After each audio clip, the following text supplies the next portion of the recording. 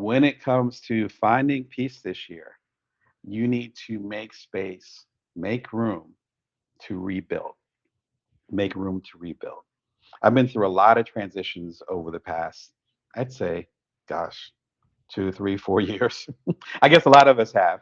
Again, if you're watching this live, we're only a few years past the crescendo of the pandemic. So yeah, a lot of us have changed a lot of things. I'm glad we're all in community because I sure needed y'all over the last few years for sure. But particularly over the last few years, I've gone through very, very personal change in getting older and family structure and where I live, just all these little details, even as far as why I do what I do and why I hang out with y'all.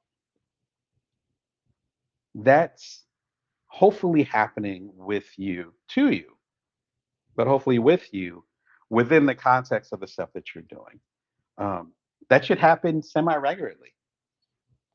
There's very few people that I know who have had the exact same life throughout their life.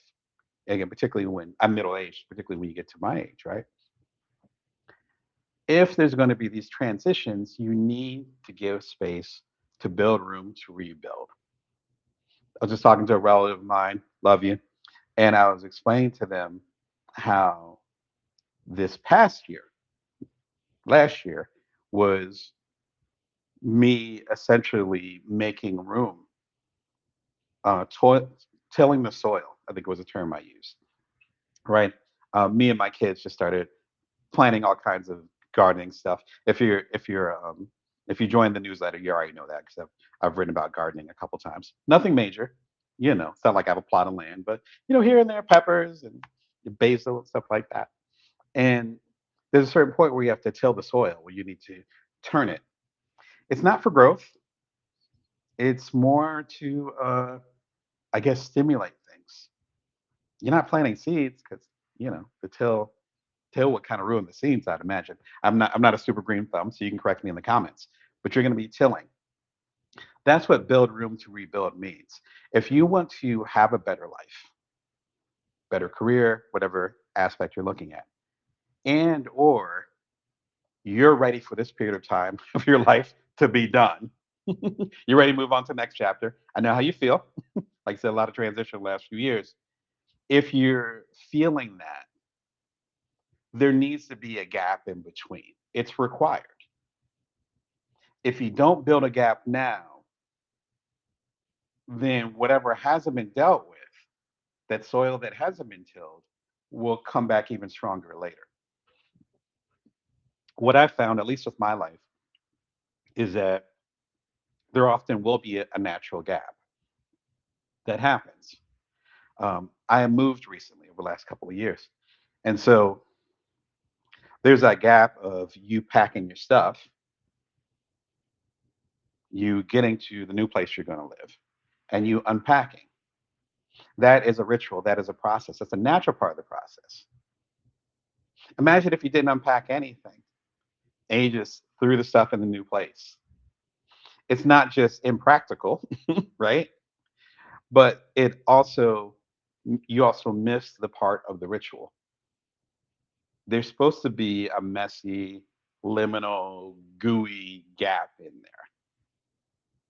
As my friend Jenny Blake put it, or actually, I think it was one of her colleagues put it on her podcast. Shout out to Jenny Blake. Has a great book called Pivot that you guys should check out.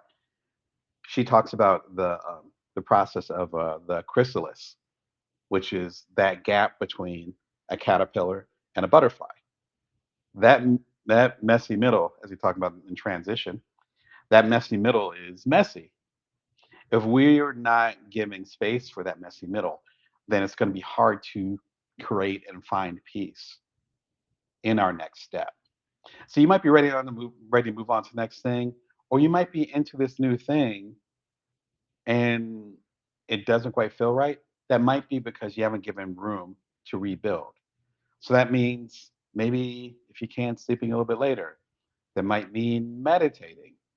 That might mean turning your phone off for a half hour a day so you have quiet. It means allowing yourself to sit in that middle.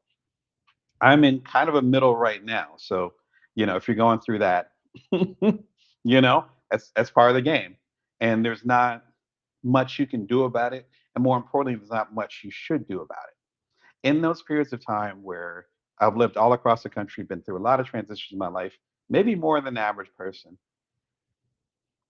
I learned as I got older that if life didn't give me a buffer, then I would make one. So there will be periods of time where I was going through a lot of personal stuff or whatever, and I would push my deadlines. My background is journalism. So it's like I would push my deadlines and be like, hey, can I get, oh, you want me to turn it in on Friday? Is it okay if I get it to you on Monday? Is that still going to work? Oh, yeah. Okay, great. So now I've given myself a buffer. So I might be working really hard to get it to Friday, but now I have Monday.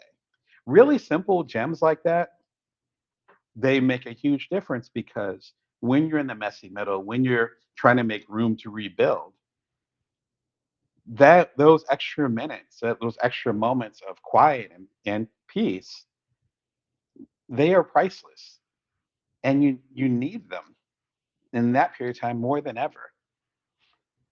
So what you want to do is build room to rebuild. If you want more peace, you got to give space for your transitions. Otherwise, you're just rushing to the next thing.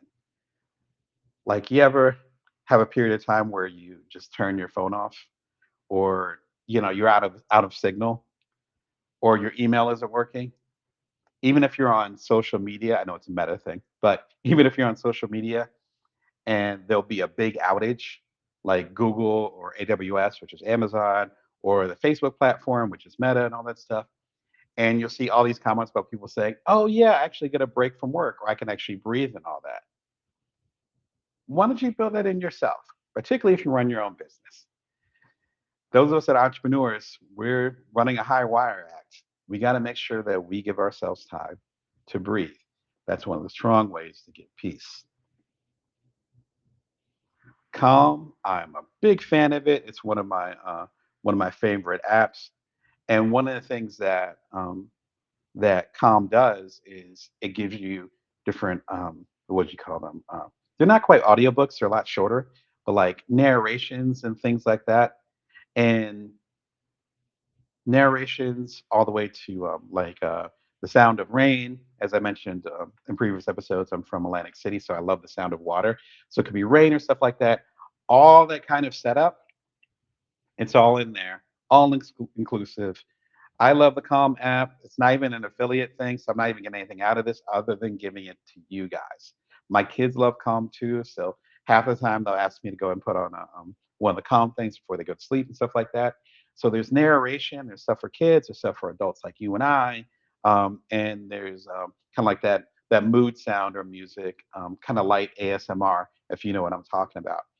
This actually gives you, as of us hanging out right now, it gives you 30 days for free.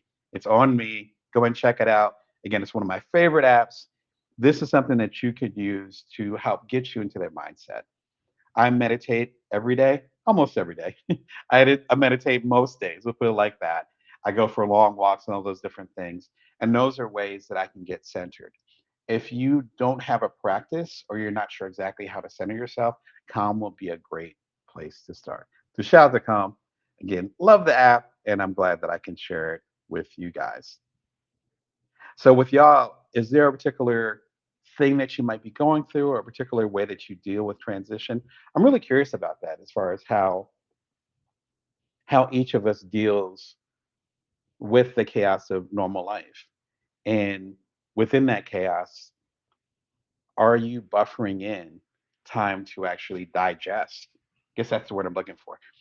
Give yourself time and energy to digest what's happening. I think it's a really important part of the process. Jump in the comments if you have any feedback with that.